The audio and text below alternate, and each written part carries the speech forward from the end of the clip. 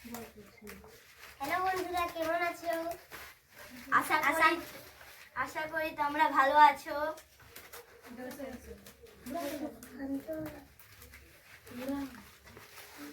আমরাও ভালো আছি।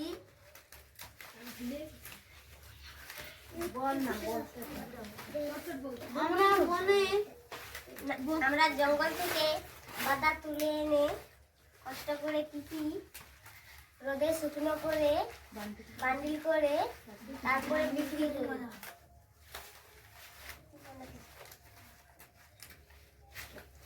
আমরা গরিব লোক পাতা টিপে খাবার খাই। যদি এই ভিডিওটা ভালো লাগে লাইক করুন, সাবস্ক্রাইব করুন।